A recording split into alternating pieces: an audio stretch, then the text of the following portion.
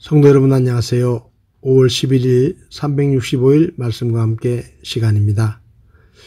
오늘부터는 에스더 성경을 읽게 되는데 오늘은 에스더 1장에서 3장까지 말씀을 읽겠습니다.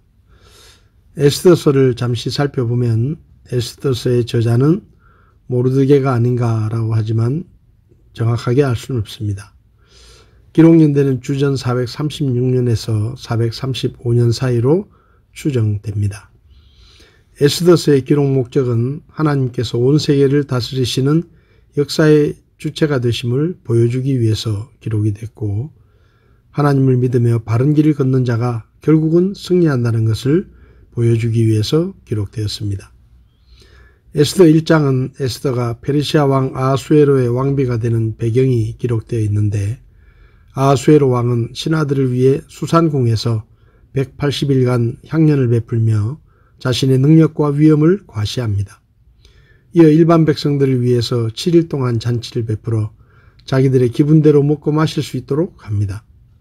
잔치 마지막 날에 왕은 아름다운 왕후 와스디를 사람들에게 보임으로 자신의 권세와 영광을 자랑하려고 왕후를 초대하지만 왕후는 이를 거절했고 이에 아하수에로 왕은 심히 노하게 됩니다. 왕은 지혜자들의 의견을 듣고 온 나라의 부인들이 남편의 말에 순종치 않으면 심판받는다는 교훈을 남기기 위해 왕후 와스디를 폐위시키고 다시는 왕 앞에 나오지 못하게 합니다. 2장에서는 아하수에로 왕은 진노가 가라앉자 와스디를 폐위시킨 것을 후회하는 모습이 나옵니다. 그러자 신하들은 자신들에게 화가 미칠 것을 두려워하여 황급히 왕후를 새로 선출하자고 합니다. 이런 일들이 일어나고 있을 때 수산성에는 유대인인 모르드게와 에스더가 살았습니다. 왕의 왕후 간택 선포 이후 전국의 처녀들이 수산 왕궁으로 모여들었는데 에스더도 후보로 선출됩니다. 에스더는 사촌 오빠 모르드게의 당부대로 자기 민족을 밝히지 않고 왕궁으로 들어갑니다. 처녀마다 순서대로 왕에게 나아가게 되고 에스더는 다른 것을 구하지 않았는데도 그를 보는 모든 자에게 사랑을 받고 마침내 아하수에로 왕의 사랑을 받아 왕후가 됩니다. 그 후 모르드게는 우연히 내시들이 왕을 살해하려는 음모를 알게 되어 이 사실을 에스더에게 알려 왕의 위기를 모면케 해줍니다. 3장에서는 아각 사람 하만이 모든 유대인을 죽이려고 꾸미는 음모가 나오는데 이 음모가 에스더서의 핵심 이야기의 배경을 마련해 줍니다.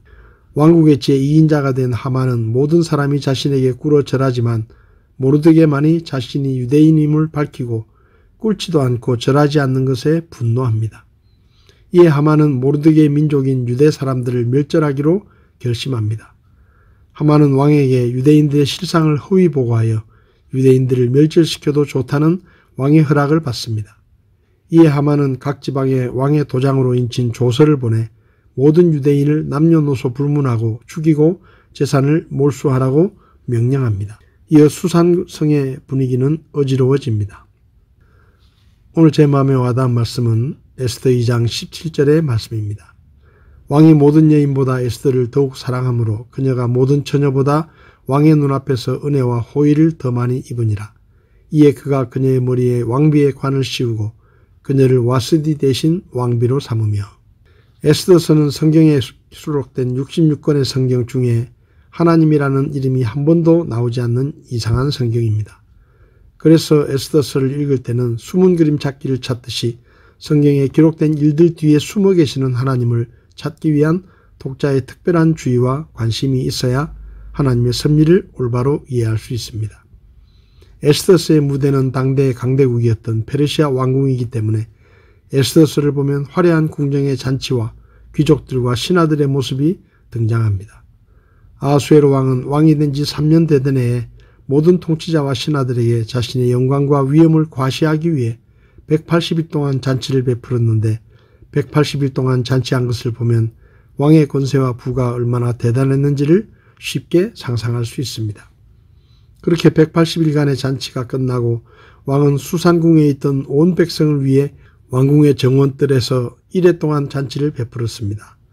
잔치의 마지막 날인 7째 날에 술을 마시고 기분이 좋아진 왕은 시종장들에게 명령하여 왕비 와스디를 데려와 백성과 통치자들에게 그녀의 아름다움을 보여주며 자랑하려고 했지만 왕비 와스디는 왕의 명령을 거부하고 부름에 응하지 않았습니다.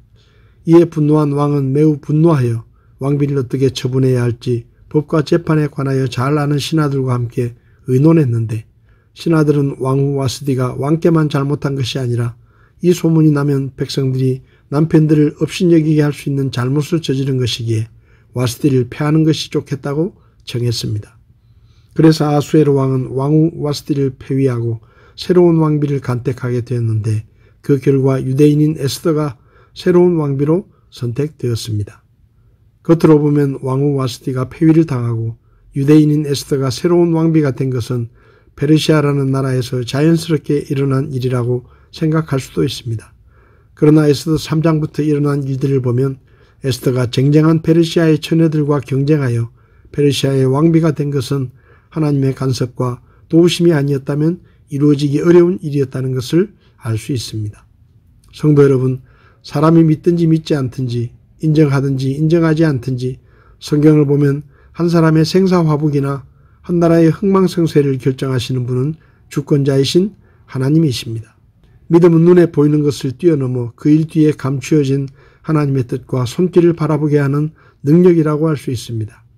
오늘 하루 지금 우리 곁에서 일어나고 있는 모든 일을 믿음의 눈으로 바라본다면 많은 것이 달라 보이게 될 것입니다. 그리고 우리의 삶을 믿음의 눈으로 바라본다면 우리는 많은 걱정과 두려움을 벗고 평안을 누릴 수가 있습니다. 우리의 삶을 하나님께 맡기면 하나님께서 모든 것이 합력해서 선을 이루게 하신다는 그 말씀대로 우리의 삶 가운데 선을 이루실 것을 믿고 오늘도 주님의 말씀에 순종하며 사는 우리가 되기를 바랍니다. 5월 11일 365일 말씀과 함께 오늘도 함께 해주셔서 감사합니다.